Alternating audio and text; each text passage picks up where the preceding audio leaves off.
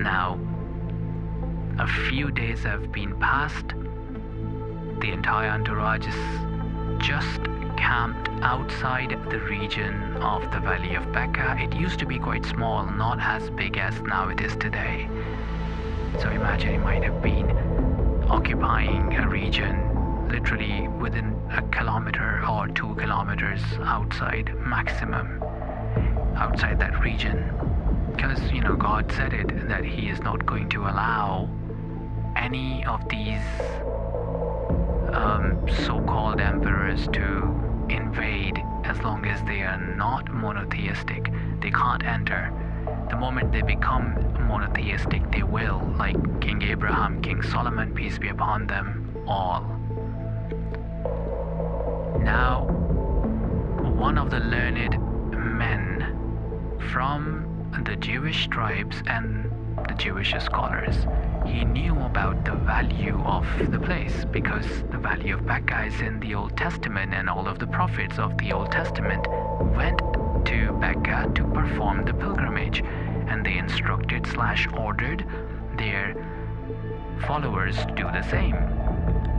And he knew about the previous attempts done by whether they were Nimrods or the pharaohs or any other wicked people who decided to get close to the valley in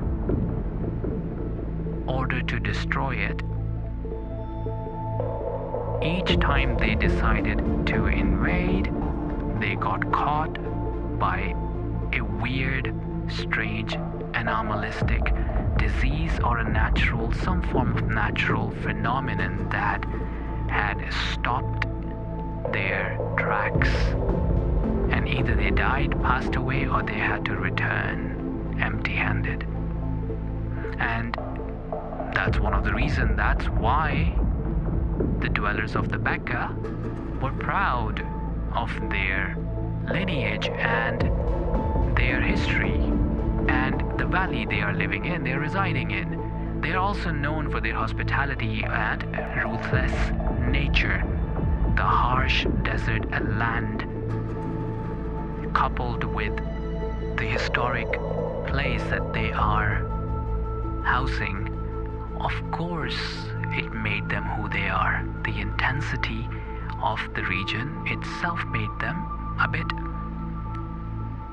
rugged. Let's put it this way.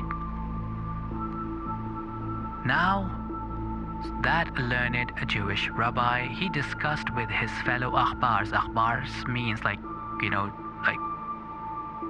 people who are above PhD, postdoctoral level theologians, philosophers, religious leaders, rabbis, etc. They said, are you sure you want to go and speak to the king, the emperor, Tubba? He said, yes, I know of that. So let me speak to the Tubba in person, in private. Now he decided to book an appointment, and he went to the court of the emperor, the makeshift court. Now how it was, that's not the topic of interest in this context for now. So he went in there and he spoke directly to Tubba. He explained him like, look, we don't know what kind of disease you've caught. You have tried every single solution. All of your physicians, all of your doctors and surgeons can't fix you. It's been a long time. So I can only think of one thing, because if in your head you made the intention to go and destroy that cube, the house of God in the Valley of Becca, that's the punishment from the God who is the owner of all of this, and the owner of me and you, and everything that exists in the entire universe. To cut the story short, Tubba knew that he made a mistake. He apologized to the Almighty Creator. He repented, and Almighty Creator granted him with health. He ended up making that rabbi his chief advisor. The rabbi then explained him that they are waiting for a Messiah who is going to liberate them from the persecution and who's going to make them leaders in this universe, not on this planet either, leaders of the universe. And that Messiah, peace be upon them, is going to arrive from the land of the date palm trees, and that is the oasis of Yathrib. So Tubba gifted the valley of Becca dwellers a lot of gifts, including the black cloth that we see it now. He made it by himself, got his best designers, cloth bakers, jewelers, etc., to make the best tapestry possible, and then he gifted the covering, the drapes, to the people of the Valley of Becca, especially the family that looks after that region. And then he moved forward. He became a monotheistic believer in the religion of Abraham, Moses, Christ, peace be upon them all, and he traveled to the Valley of Becca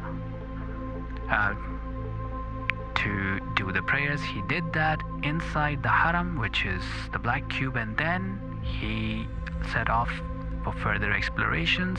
This is where his priest advisor, who was a Jewish rabbi, who advised him regarding the coming of the Messiah from this region, Yathrib. So when they arrived in that region, all the learned men from the Old Testament, the rabbis, the akhbars, they calculated and decided that this was the exact location where the Messiah is going to come from. So upon their request, Tubba decided to do a camp. So the entire army, the entire entourage, imagine that, decided to camp there for a while. The exact number is not known how many years he decided to stay. Can be 2, can be 10, can be 5. Ages and timings were different back in the days. We cannot calculate the exact time from our perspectives because time is running in a different domain for us, since the Earth and the galactic planes are moving in a different area of the entire cosmos. Everything is not the same like it was in the past. Now, the rabbis explained him what's happening, and he decided to gift and make a city, the entire city in that region, and they called it the city of the Messiah, which became Yathrib, and then it was transformed into Medina. The Tubba decided to build a house for that Messiah and gift it to the chief rabbi who suggested and who deciphered the code and who became the host and the caretaker of the house. And that Tubba in fact wrote a letter as well in the name of the awaited Messiah, and he gave it to that rabbi, gave him the keys, and said, you are responsible for the Messiah's hosting, and doesn't matter whenever the Messiah comes, if I am alive, I'll be lucky to meet him. I will meet him in person, I'll greet him in person, and I'll read this letter myself in front of him. But if not, if you meet him or your children meet him, then please pass on this gift from me as a believer. And he became what we call a Muslim by accepting Prophet Messiah. And who was that Messiah? Prophet Muhammad, peace be upon him. So the house of Prophet Muhammad, peace be upon him, that he resided upon after migrating from Mecca to Medina was that house. So he literally lived in his own house that was gifted to him 1,000 years at least prior. Now, you understand this part, right? In that context, we have to think that the Jewish rabbis knew about the future and the past events. One of the greatest events was the cave's sleepers. It was a bunch of young people. We don't exactly know the number. God says some of them knows the exact number of how many they were, but that's not the topic of discussion. We're looking at the essence of why those young men decided to leave their city, their comfort, their families, their friends, their jobs, their cushy lives, and literally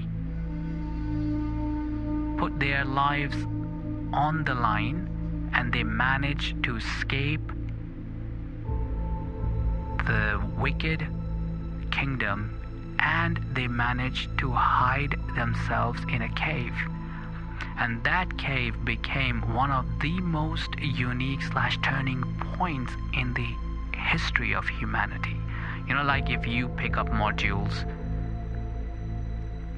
like certain modules in any given subject are like life changers, like the entire game changers.